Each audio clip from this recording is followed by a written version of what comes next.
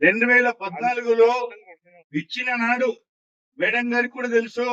ఈ 7 మండలాలు మనకు ఏపీల నుండి తెలంగాణలోనే ఉండే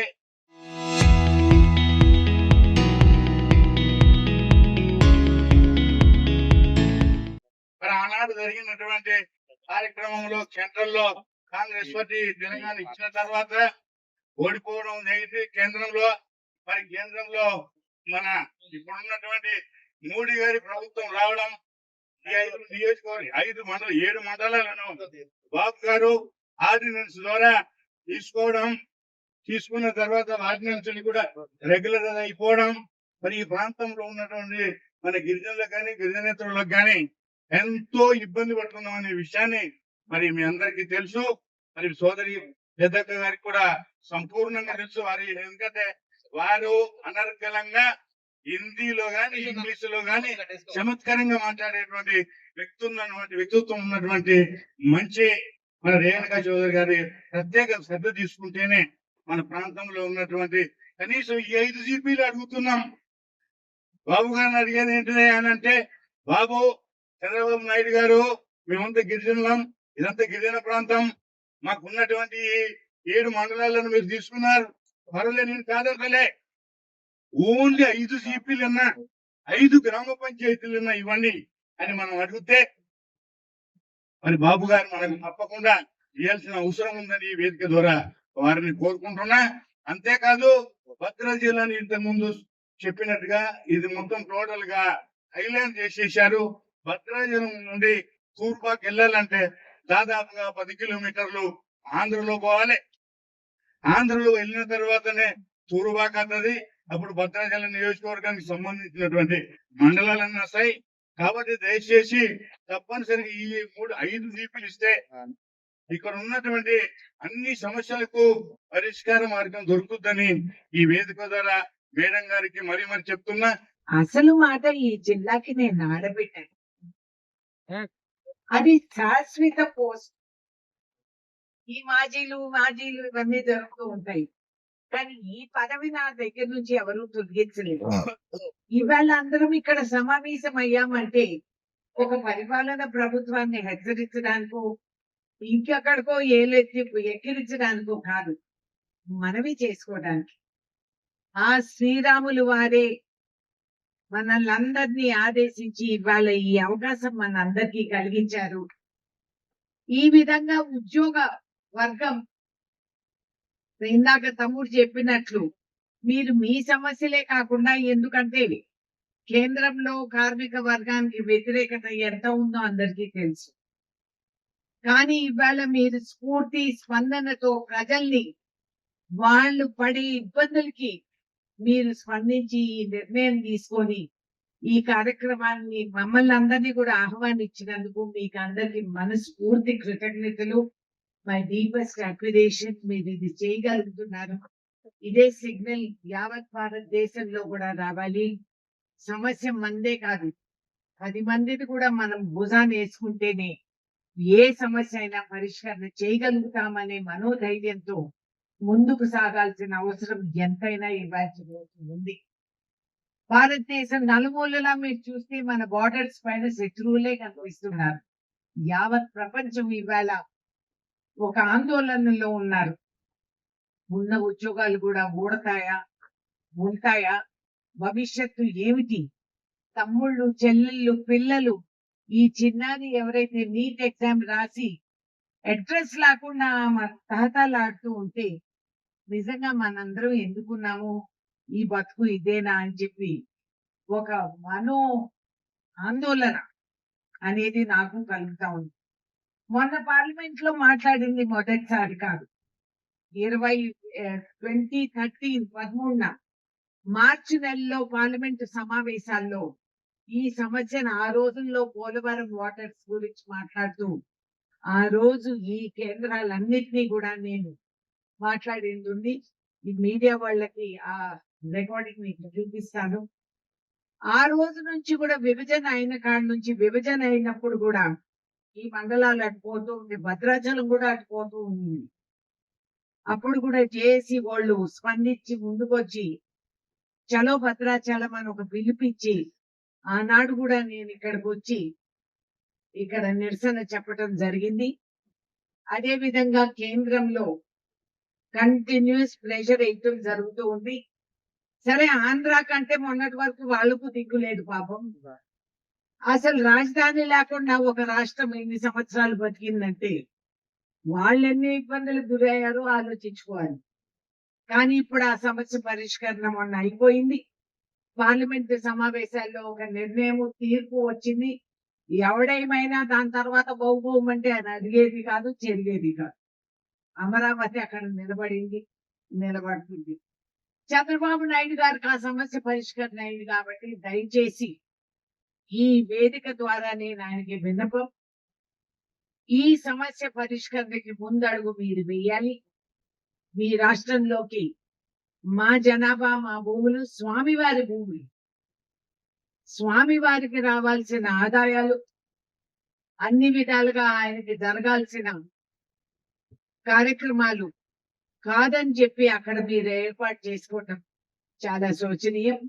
తెలంగాణ రాష్ట్ర ముఖ్యమంత్రి గారు మొట్టమొదటి రోజు ఆయన ప్రమాణ స్వీకారం చేసి మేమంతా కూడా కూర్చొని మాట్లాడుతూ ఉండగా ఆ రోజే ఆ సందర్భంలోనే నేను ఇది గుర్తు చేయటం జరిగింది.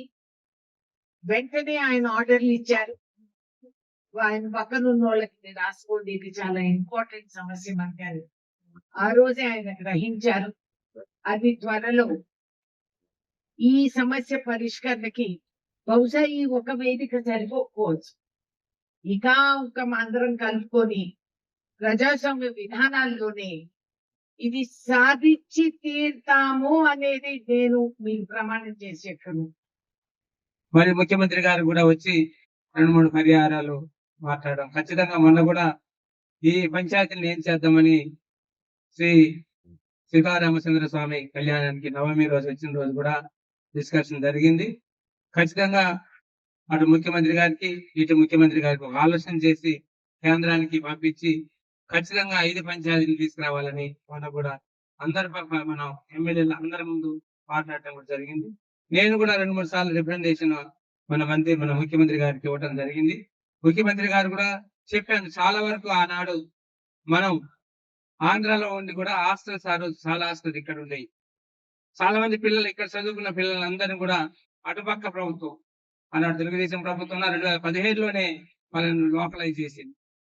మన దగ్గర చదువుకున్న సింతూరులోనూ, అటు సింతూరు కానీ ఇప్పుడు మనం సెయింట్ ఆన్స్ కూడా మన పక్కనే ఉంది. ఇప్పుడు ఒక పాప నా కూతురు కూడా సెయింట్ ఆన్స్ లో చదువుతారు. అలాంటి దాన్ని ఈ రోజు మనం మన వార్డులో చదువుకున్న దాన్ని మన భద్రాచలంలో కూడిన దాన్ని ఈ రోజు పిసికలపాడ, ఎనపాక, కన్నాయిగూడెం, గుండాల కన్నా ఈ రోజు మనం ఎక్కడ భద్రాచలం ఆనుకొని ఉన్న స్కూల్స్ కూడా చదువుకున్న వాళ్ళని లోకలైజ్ చేసుకుని లేకపోతుంది. ఇప్పటికి మనం 12 సంవత్సరాల నుంచి 11 సంవత్సరాలు పోరాటం చేస్తూనే ఉన్నాం. మనం చాలా వరకు ఉద్యోగస్తులు రాసి మన వేలాది మంది అటు అసరాపేట మండలంలో కానీ, అసరాపేట కాన్స్టిట్యూన్సీలో కానీ, ఈ భద్రాచలం కాన్స్టిట్యూన్సీలో కానీ ఆ రోజు మనం ఉమ్మడిగా ఉన్నప్పుడు అటు కొన్ని రెసిడెన్షియల్ స్కూల్ ఉండేవి. ఆ రెసిడెన్షియల్ స్కూల్లో చదువుకున్నాం. అటు వాళ్ళందరూ కూడా ఇటు హాస్టల్స్ ఉండి ఇక్కడ చదువుకున్నారు. వాళ్ళు ఒక ఫీజిబిలిటీ చేసి ఒక చట్టం తెచ్చి వాళ్ళందరినీ లోకలైజ్ చేశారు. మనం ఇక్కడ నుంచి అక్కడ చదువుకున్న పిల్లలకి నాన్ లోకల్ కూడా ఇవ్వటం వల్ల చాలా నష్టపోయారు. నిన్నగాక మన పాప ఏడ్చుకుంటూ నా చుట్టూ తిరిగితే నేను కూడా ప్రభుత్వం దగ్గర తీసుకొని వెళ్ళా. కానీ సుప్రీంకోర్టు వరకు వెళ్ళారు. వాళ్ళకి ఏమి మనకు ఈరోజు ఫలితం కూడా కనబడలే. ఉద్యోగస్తులు కూడా చాలా వరకు ఉద్యోగాలు నష్టపోయారు. ఈ రోజు 1 కాదు 2 కాదు, ఈ రోజు పిల్లలు మనం వేలాది మంది పిల్లలు చదువుకొని వాళ్ళు ఏమి చేయాలో అనే దిక్కు స్వాతంత్ర స్థితిలో ఉన్నారు. ఈ రోజు నిజంగా ఒక బాధాకరం. ఈ రోజు విభజన అందరికి సంతోషంగా ఉండొచ్చేమో కానీ భద్రాచలం నియోజకవర్గానికి మాత్రం ఒక పీడకలగా మిగిలిపోయింది. ఖచ్చితంగా భద్రాచలం అసరాపేట నియోజకవర్గానికి ఒక పీడకలగా మిగిలిపోయిన మాట వాస్తవం. ఎందుకంటే ఎటు కాకుండా ఈ రోజు భద్రాచలాన్ని ఆ రోజు అమ్మ ఆలోచించారు. నిజంగా మండలాన్ని ఇక్కడే ఉంచాలి, ఖచ్చితంగా లాభం చేకూరాలంటే భద్రాచలం అవసరం. ఇవి భద్రాచలం అభివృద్ధి చేయాలంటే ఈ రోజు అందరూ మాట్లాడాం. ఒక చరిత్ర కూడా రాసిందని రాముడు నడియాడిన ఏదైనా రకరకాలుగా మన చరిత్ర ఉంది మనకు. అయినా కానీ మనం నష్టపోయాం. ఖచ్చితంగా ఈ రోజు ఒక విజన్ నుండి ఈ రోజు మనం ఏదైతే 5 పంచాయతీలు అయినా కలిపితే భద్రాచలం వచ్చే లబ్ధి ఉంటుంది.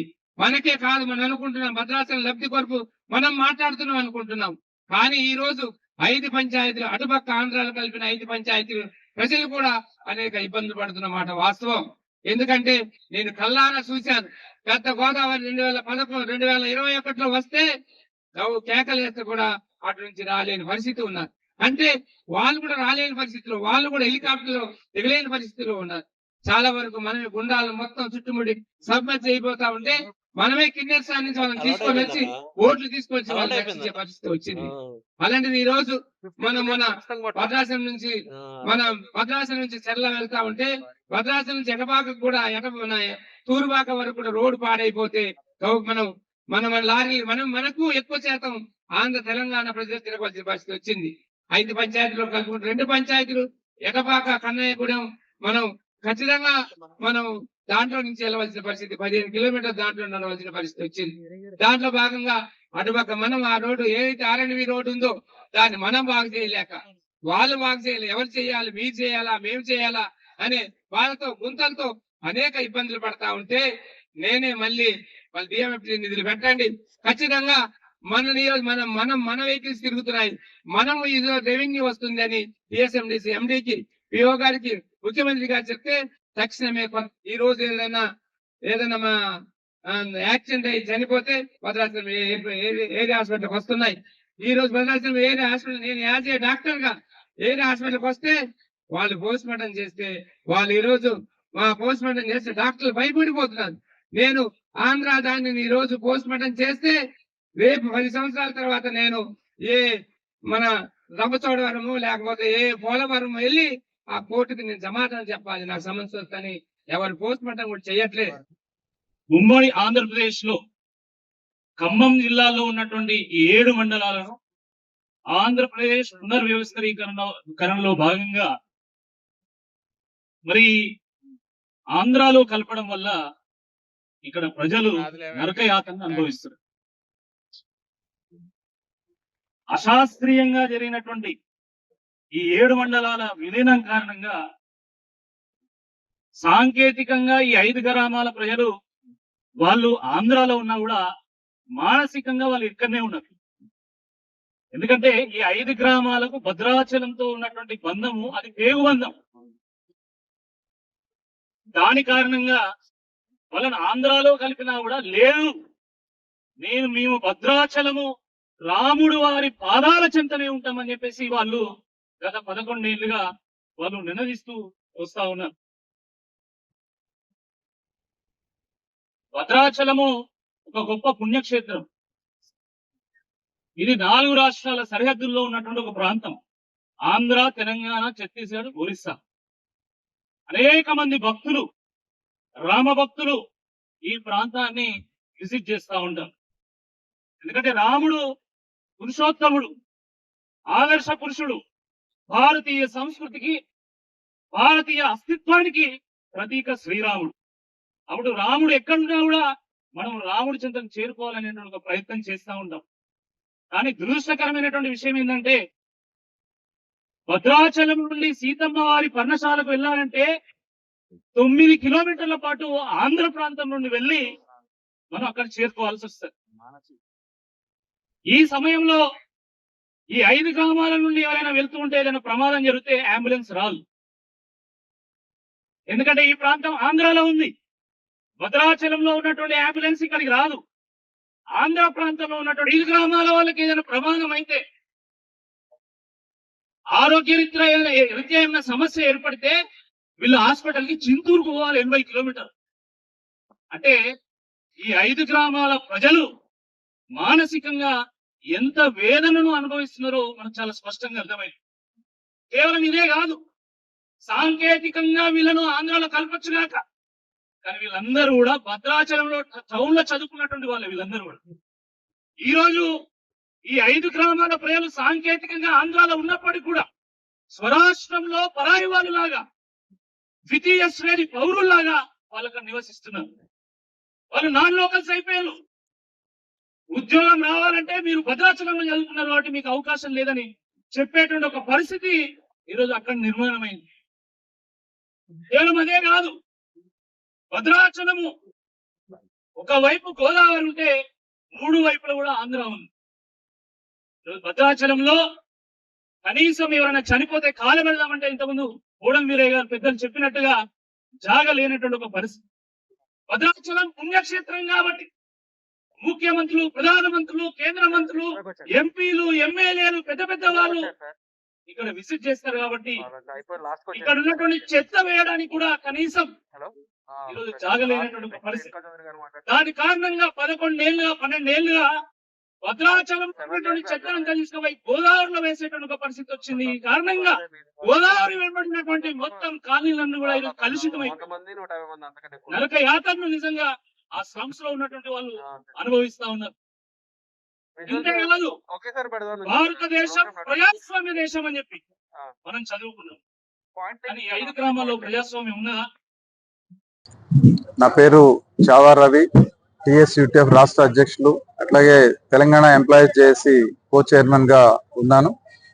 ఈరోజు జేఏసీ ఆధ్వర్యంలో, ఉమ్మడి ఖమ్మం జిల్లా ఆధ్వర్యంలో భద్రాచలంలో గతంలో పోలవరం ముంపు పేరుతోటి ఈ ప్రాంతం నుంచి, ఉమ్మడి ఖమ్మం జిల్లా నుంచి ఆంధ్ర రాష్ట్రానికి అప్పగించినటువంటి 6 మండలాల్లో 5 గ్రామ పంచాయతీల్ని, భద్రాచలం మండలానికి సంబంధించినటువంటి 5 గ్రామ పంచాయతీల్ని భద్రాచలానికి ఇవ్వాలని చెప్పేసి. ఎందుకంటే ఈరోజు భద్రాచలం చుట్టూ కూడా ఒక ద్వీపంగా మారిపోయింది.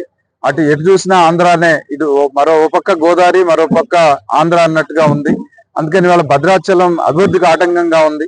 ఈ పరిస్థితుల్లో ఆ ప్రాంత ప్రజలు కూడా వాళ్ళ అవసరాల కోసం, నిత్యావసరాల కోసం భద్రాచలం లేదా తెలంగాణ ప్రాంతంతోనే అసోసియేట్ అయి ఉన్నటువంటి సందర్భంలో మరి ఆ ప్రజల కోరిక, అట్లా ఈ ప్రాంత అవసరాలని దృష్టిలో పెట్టుకొని ఈ 5 గ్రామ పంచాయతీల్ని భద్రాచలం మండలంలో కలిపి తెలంగాణ ప్రాంతానికి బదిలీ చేయాలని చెప్పేసి, ఇది కేంద్ర ప్రభుత్వం చేయాల్సినటువంటి పని. ఆంధ్రప్రదేశ్ ఒప్పుకుంటే కేంద్ర ప్రభుత్వానికి ఈజీ అవుతుంది. మరి ఇప్పటికే తెలంగాణ రాష్ట్ర ప్రభుత్వం పక్షాన తుమ్మల నాగేశ్వరరావు గారు ఆంధ్రప్రదేశ్ తో మాట్లాడున్నారు కాబట్టి మరి ఈ విషయంలో ఆంధ్రప్రదేశ్ ప్రభుత్వం కూడా ఈ విషయం సానుకూలంగా స్పందించి ఆ గ్రామాలని తెలంగాణకు బదిలీ చేసేందుకు సిద్ధం కావాలని చెప్పేసి కోరుతా ఉన్నాం. ఇక్కడ ఉన్నటువంటి రాజకీయ పార్టీలు కూడా ఒక్కొక్కరు ఒక్కో రకంగా ఒక్కో సందర్భంలో ఉద్యమాలు చేస్తా ఉన్నారు, ఎగ్జిస్టెన్స్ కోసం అన్నట్టుగా అవుతా ఉంది. అలా కాకుండా అందరినీ కలిపి ఒకే వేదిక మీదకి తీసుకురావాలనే ఉద్దేశంతో ఉద్యోగులు, ఉపాధ్యాయులు, పెన్షనర్లు, కార్మికుల యొక్క ఐక్య వేదిక జేఏసీ ఆధ్వర్యంలో ఈ రోజు రాష్ట్ర సదస్సుని ఇక్కడ ఏర్పాటు చేయడం జరుగుతా ఉంది. ఇప్పటికైనా సరే కేంద్ర ప్రభుత్వం అట్లాగే ఆంధ్ర రాష్ట్ర ప్రభుత్వం సానుకూలంగా స్పందించి ఈ 5 గ్రామ పంచాయతీల్ని భద్రాద్రి మండలంలో కలపాలని, ఆ రకంగా తెలంగాణ ప్రాంతానికి అప్పగించాలని చెప్పేసి డిమాండ్ చేస్తాం.